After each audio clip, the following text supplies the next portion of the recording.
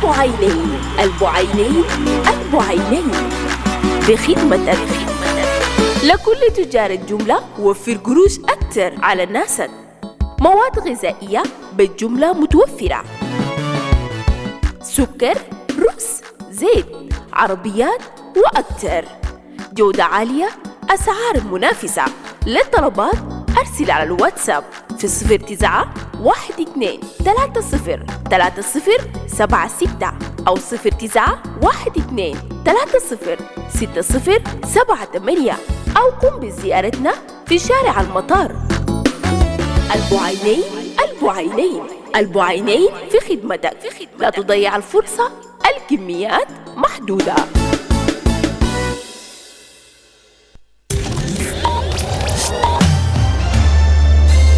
Live from Juba, on air and online. This is iRadio News. Hello, good morning. This is iRadio News. First, here are the headlines. A civil society report says more than 500 people have died by suicide across the country since January this year. The medical charity Medicines Sans Frontiers is calling for the urgent delivery of life-saving malaria medicines as the country enters its peak of malaria season. And the mayor of Bor Town in Jonglei State says armed gangs attack a residential compound belonging to a trader looted 349,000 SSP and $7,300. This and many more stories are coming in this news bulletin with me, Darlington Moses, and now the news in detail. A civil society report says more than 500 people have died by suicide across the country since January this year. The study conducted by the Community Empowerment for Progress organization recorded 507 suicide cases between January and August 2025. Speaking to iRadio Sepo's Executive Director Itman Yakani, the cases were tracked through police records, media reports, and field officers across the country, Itman said. He noted that the report highlights the urgent need to step up psychosocial services to address the growing crisis, warning that the real figures could be higher since many cases go unreported. According to Yakani, Central Equatorial State recorded the highest number with 301 deaths. He revealed that 109 of the cases were men, including 19 young people, while 192 were women, among them 83 housewives and 53 young women. Other states has reported also higher numbers were Western Equatorial State, Western Bahr el Ghazal State, Northern Bahr el Ghazal State, Eastern Equatorial State and Lake State. Yakani said economic hardship, unemployment, drug abuse among youth, earlier forced marriages and insecurity worsened by political instability are some of the key drivers of the suicide in the country. He urged political leaders to prioritize dialogue over violence and for government to invest in trauma healing and counseling programs.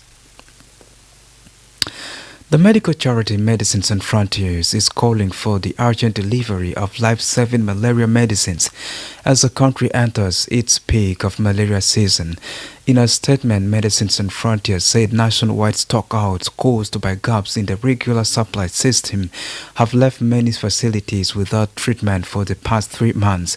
The group said some of the facilities it supports have had no anti-malarial or essential medicine supplies since May, undermining malaria prevention and care as cases surge during the seasonal peak. According to Medicines Sans Frontiers, public health facilities in Kajukeji, Yei, Morobo in Central Equatorial State, Twitch in Warrap, Awil in Northern Bahr el Ghazal State, and Abia Special Administrative Area have completely run out of anti-malarial supply. It added that supplies on these facilities in Ye and Morobo counties have been without medicine since May, while violence and insecurity further restrict access to the little care that remains. Medicines Sans Frontiers said it has treated more than 44,000 persons in these locations, warning that numbers are expected to rise further with the ongoing rainy season. Malaria is the leading cause of illness and death in South Sudan, accounting for at least 30% of deaths according to the World Health Organization. World Health Organization projects malaria cases in South Sudan to reach 8.3 million in 2025, a staggering figure in a country of just 12 million people. This is iRadio News, and now before the international scene, the mayor of Board Town in Jonglei State says armed gangs attack a residential compound belonging to a trader, looted 349,000 South Sudan pounds and 7,300 US dollars. Jacob Achek told iRadio that the incident happened on Friday night and continued into Saturday morning when the gang group stormed the compound. The mayor revealed that police have identified the suspect and are pursuing them. He said the authorities are determined to bring the culprits to justice. Achek added that the final figures of the looted money and property will be confirmed by police after investigations are complete. He also noted that criminal gang activity have been on the rise in Bourtown. The mayor said the state government is working with the national authorities to dismantle the gangs and restore peace and security in Bourtown. This is iRadio News, and now to the international scene. Spanish police say they have arrested 19 people suspected of murder and torture after more than 50 went missing from a migrant boat that was traveling from Senegal to the Canary Islands. Police suspect some of the victims were accused of being witches after several incidents during the journey, including engine failure and weather and also food shortages. The wooden vessel was rescued south of Gran Canaria on 24th August with 248 survivors on board, the Spanish National Police have said. But officials believe that about 300 people were originally on the boat and that some had thrown overhead. And finally, local residents and eyewitnesses say dozens of Israeli tanks and military vehicles have pushed into a major residential district of Gaza City on the second day of Israel's ground offensive aimed at occupying the area. Video footage shows tanks, bulldozers, and armored personal carriers moving on the edges of Sheikh Radwan in northern city of Gaza. Thick clouds of smoke can be seen as Israeli forces fire artillery shells and bomb smokes to cover their advance. The Sheikh Radwan district was home to tens of thousands of people before the war and is considered one of the city's most densely populated area. Israel says the aim of its Gaza City offensive is to free hostages held by Hamas and defeat up to 3,000 fighters in what it described as the group's last stronghold, but the operations has drawn widespread international condemnation. This is iRadio News, and now to end this bulletin, let's have the recaps on the top stories once again.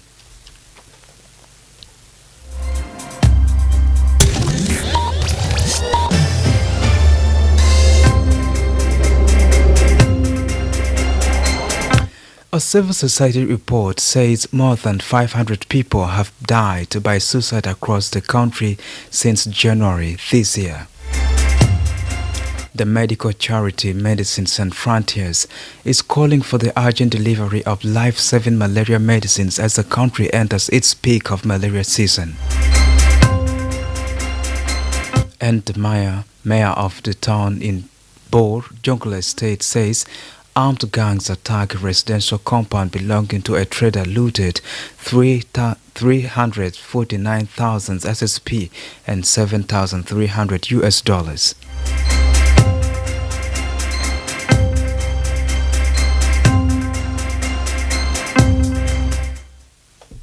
That's the end of iRadio Morning News. If there's a story or an event you'd like iRadio to cover or report about, please send us a text message on +211 925 287 870. It's also a WhatsApp number. Follow us on X at iRadio Juba, like our Facebook page, iRadio. Subscribe to our YouTube channel at iRadio South Sudan. You can also visit our website and listen to us online at www.iradio.org. Stay tuned for news in Arabic at the top of the hour. I am Darlington Moses. Thanks for listening.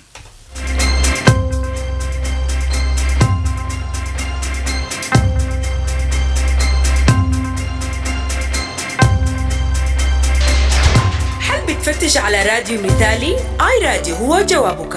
ليه تختار آي راديو؟ في 5 الأسباب المغنادل.